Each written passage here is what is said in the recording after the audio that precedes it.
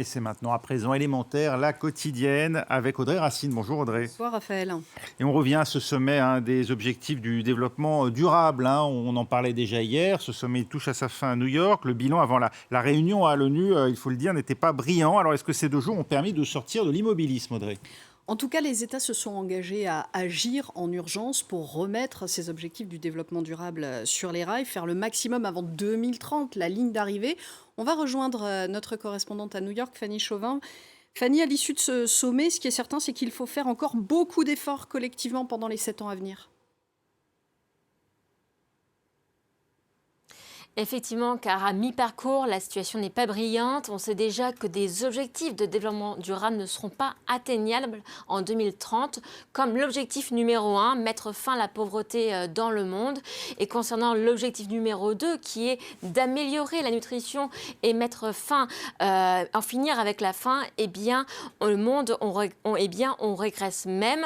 Le monde est revenu à des niveaux de famine qu'on n'avait pas vus depuis 2005. Alors, en cause, il y a la pandémie de Covid-19, l'inflation qui s'en est suivie et les guerres. Alors la question aujourd'hui, c'est de savoir comment remettre le train sur les rails, car aujourd'hui, à la tribune de l'ONU, tous les dirigeants l'admettent, il y a urgence.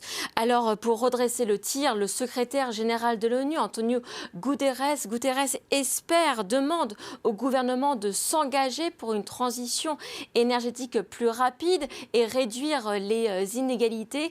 Mais le nerf de la guerre, c'est l'argent. Comment financer ces mesures? Et là, Antonio Guterres souhaite une réforme globale des institutions financières.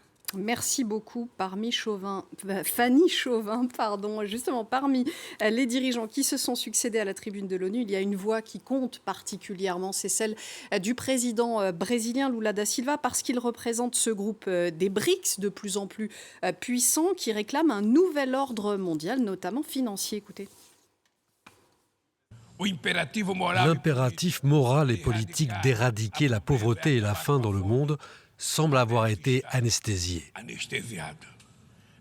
Dans les 7 ans qui nous restent, réduire les inégalités au sein des pays et entre les pays doit devenir l'objectif prioritaire de l'agenda 2030.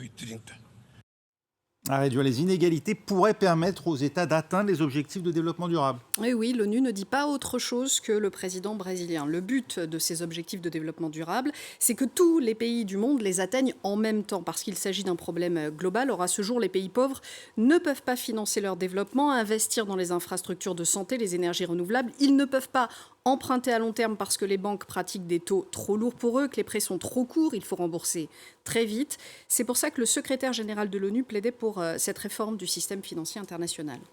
Les États ont d'ailleurs adopté une déclaration pour soutenir cette réforme financière hier. En quoi consisterait-elle? Qu'elle pourrait changer? Alors l'argent pour financer les ODD, il existe, les objectifs de développement durable. Le FMI a fait ses calculs, cela représente une infime partie du PIB mondial. Pour permettre aux pays pauvres d'en profiter, il faut avoir davantage recours aux banques de développement comme la Banque africaine de développement, la Banque latino-américaine ou même la Banque mondiale pour financer ces projets durables, parce que ces banques, elles arrivent à emprunter à des taux plus bas, tout simplement parce que leurs prêts sont garantis par tous leurs membres. Le secrétaire général de l'ONU plaide pour un plan de 500 milliards de dollars en 2024, la même somme en 2025, pour aider les pays pauvres à avancer. S'il est urgent de réformer le système financier mondial, c'est aussi parce qu'il est tout simplement obsolète. Écoutez ce que me disait tout à l'heure le vice-président du SDSN, c'est l'organisme qui contrôle pour l'ONU la trajectoire des objectifs du développement durable.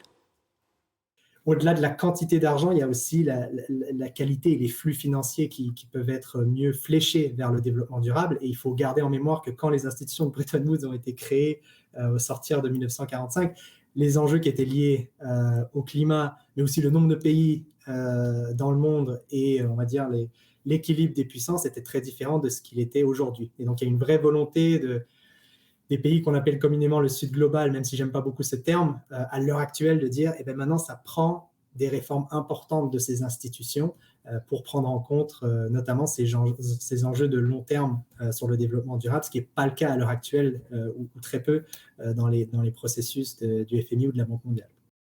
mot pour terminer. Si c'est vrai que les pays riches sont plus avancés sur les objectifs de développement durable, attention à leurs impacts extérieurs négatifs. Les importations françaises, par exemple, ont beaucoup d'impacts négatifs, de la déforestation pour produire des aliments pour le bétail, pour ne citer que ça.